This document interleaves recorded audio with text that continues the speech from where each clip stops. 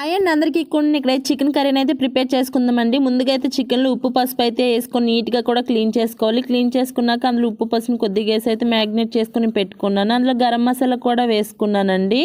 వేసుకున్న ఒక table spoon of జీలకర్ర పౌడర్ వేసుకోవాలండి. అలాగే చిన్న స్పూన్తో ధనియాల పౌడర్ని కూడా వేసుకోవాలండి. వేసుకున్నాక మనకు కారం సరిపోయినంత కారాన్ని అయితే వేసుకోవాలి. కారాన్ని కూడా వేసుకున్నాక అయితే మంచిగా కూడా వీటంతటిని కూడా మసాలా చికెన్కి పట్టేలా అయితే మనం మిక్స్ చేసుకోవాలండి. నేను వీడియోలో చూపిస్తున్న విధంగా అయితే మసాలా అంతా కూడా చికెన్ పట్టే విధంగా గట్టిగా కలుపుతూ అయితే మిక్స్ చేసుకోవాలి. మిక్స్ చేసుకున్నట్టయితే చికెన్కి కూడా మసాలా అంతా పట్టి కూడా మనకి కూరలో చాలా టేస్టీగా అనిపిస్తుందండి. అందుకు మిక్స్ చేసుకున్న గంట కాలం పాటు మనం ఫ్రిడ్జ్లో అయితే పెట్టుకోవాలండి. పెట్టుకున్నాక మనం అయితే చికెన్ కర్రీకి ఇంక మసాలా మీడియం సైజ్ ఉల్లిపాయన అయితే తీసుకుని 3-4 ముక్కలుగా కట్ చేసుకుని అయితే మిక్సీ గిన్నెలో వేసుకోవాలి. వేసుకున్నాక అలాగే 15 వెల్లుల్లి గుడ్లని అలానే అల్లంని కూడా చిన్న ముక్కలుగా కట్ చేసుకుని అయితే వేసుకోవాలండి. వేసుకున్నాక 3 టమాటాలను అయితే నేను కట్ చేసుకుని మిక్సీ గిన్నెలో వేసుకున్నాను. వేసుకున్న అన్నిటిని కూడా మనం అయితే నీట్గా గ్రైండ్ చేసుకోవాలి. గ్రైండ్ చేసుకున్నాక గ్యాస్ పైన అయితే కళాయి పెట్టుకోవాలండి. కళాయిలో ఆయిల్ వేసుకోవాలి. మనకు చికెన్ సరిపోయినంత ఆయిల్ని అయితే వేసుకోవాలి. నేను ఇంత ఆయిల్ని అయితే వేసుకున్నానండి. బాగా ఆయిల్ వేడయ్యాక ఒక మీడియం సైజ్ ఉల్లిపాయను తీసుకుని చిన్న ముక్కలుగా కట్ చేసుకుని అందులో వేసుకోవాలి. ఈ ఆయిల్లో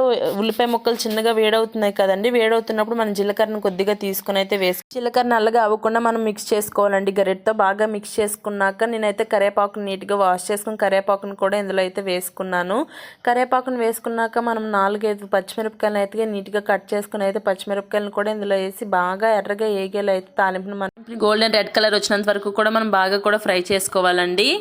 వీడియోలో చూపిస్తున్న విధంగా అయితే మనం బాగా ఫ్రై చేసుకోవాలండి. ఫ్రై చేసుకున్నాక మనం ముందుగా తయారు చేసి పెట్టుకున్నాం కదండి చికెన్ కోసం మసాలాను అయితే ఇందులోకి అయితే మనం యాడ్ చేసుకోవాలి. తాలింపులోకి అయితే నేను ముందుగా మసాలాను అయితే ప్రిపేర్ చేసుకుని పెట్టుకున్నాను. పేస్ట్ అంతా వేసుకున్నాక పేస్ట్లో మనం అల్లం వెల్లుల్లి అయితే వేసాం కదండి. అందుకోసం అందులో పచ్చివాసన అయితే ఉంటుందండి. అందుకోసం పేస్ట్ని వేసాక మనం ఆయిల్ అంతా పట్టేలా ఆయిల్ అంతా పైకి తేలేంత వరకు కూడా మనం బాగా ఫ్రై చేసుకోవాలి. మీడియం టు సిమ్ ఫ్లేమ్ పెట్టుకొని మనం బాగా ఫ్రై చేసుకోవాలి. బాగా ఫ్రై చేసుకోపోయినట్లయితే పచ్చివాసన ఉండి మనకైతే టేస్ట్ స్మెల్ అనేది తెలియదు. అందుకోసం నేనైతే మూత పెట్టుకొని 5-10 నిమిషాల పాటు సిమ్ టు మీడియం ఫ్లేమ్లో పెట్టుకొని అయితే బాగా ఫ్రై చేసుకున్నానండి. ఇదిగోండి మూత తీసి చూసేసరికి ఆయిల్ అంతా పైకి అయితే తేలిందండి. ఇంకా ఇలా తేలినప్పుడు మనం బాగా ఫ్రై చేసుకున్న మసాలాను అయితే బాగా కలుపుకోవాలి. ఇదిగోండి మీకు చూపిస్తున్నాను. ఈ విధంగా బాగా కూడా పైకిలో అయితే మనం ముందుగా చికెన్కి అయితే మసాలా అంతా పట్టించుకుని అయితే ఉంచాం కదండి. ఆ మసాలా పట్టినటువంటి చికెన్ అయితే ఇందులో మీరు యాడ్ చేసుకోవాలండి. యాడ్ చేసుకొని బాగా కూడా కలుపుకోవాలి. చిల్లెల గరిటతో కలుపుకున్నట్లయితే మనకి నీట్గా ముక్క అనేది ఎరగకుండా నీట్గా వస్తుంది. లోతు గరిటె పెట్టినట్టయితే మొత్తం కూడా చికెన్ మెత్తగా అయిపోతుందండి. నేను వీడియోలో చూపిస్తున్నాను కదండి. ఆ విధంగా అయితే చుట్టూ తిప్పుతూ అయితే మనం చికెన్ అయితే కలుపుకోవాలండి. అటువంటి గరిటెని తీసుకొని అప్పుడే మన చికెన్ అయితే విడివిడిగా ఉంటుందండి. ఈ విధంగా కలుపుకున్నాక మనమైతే కొత్తిమీర ఈ ప్లేస్లో మనం కొత్తిమీర వేసుకున్నట్లయితే గ్రేవీ కూడా బాగుంటుంది. అలానే స్మెల్ కూడా చాలా చాలా బాగుంటుందండి. ఈ ప్లేస్లో కొద్ది కొత్తిమీరని అయితే వేసుకోవాలి. కొత్తిమీర వేసుకున్నాక మనం 15 నిమిషాల పాటు మనం ఇంక మూత పెట్టి అయితే మీడియం టు లో ఫ్లేమ్లో పెట్టి ఉంచుకోవాలండి. ఉంచుకున్నట్లయితే ముక్కలు బాగా మనం ముందుగా తయారు చేసుకుని వేసుకున్న పేస్ట్ అంతా చూడండి ఎంత బాగా ముక్కలు అయితే 100% 20% ఇందులోనే చాలా బాగా ఉడుకుతాయండి. చాలా మెత్తగా కొద్దిగా అవుతాయండి. చాలా చాలా బాగుంటుంది. ఇలా 10 మినిట్స్ పాటు మసాలాను పట్టించున్నట్లయితే ఇలా మసాలాను పట్టించినాక మనకి ఎంత గ్రేవీ కావాలో అంత వాటర్ని అయితే ఇక్కడ యాడ్ చేసుకోవాలండి. నేను ఇంత వాటర్ని అయితే యాడ్ చేసుకున్నాను. ముందుగా మనం పేస్ట్ కొట్టుకొని ఉంచుకున్నాం కదండి. ఆ వాటర్ అయితే ఉంటాయి. ఆ వాటర్ని అయితే నేను ఇక్కడ యాడ్ చేసుకున్నానండి.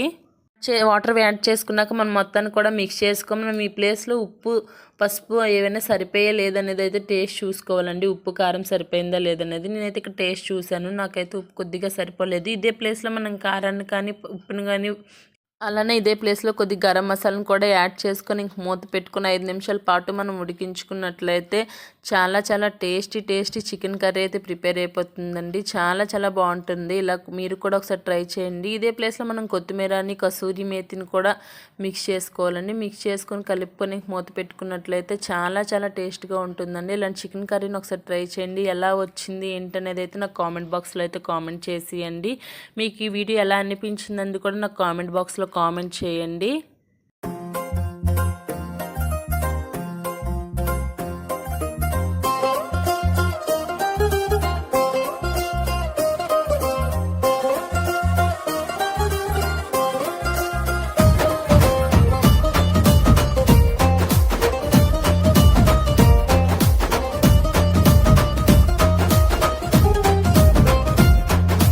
కాబోళ్ళ ఇంటికాడ కలిసి ఆడిన పడుసు వాళ్ళంతా వచ్చి కూడి పాడిన పాట మంచి గుండెరా నా మదిలో ఉండరా ఎంతో మంచి గుండెరా బావ మనసు నిండరా కాపోళ్ళ ఇంటికాడా మనం కూడి ఆడిన ఆట ఆ పడుసు జంటలన్నీ కూడి పాడిన పాట మంచి గుండెరా నా మదిలో.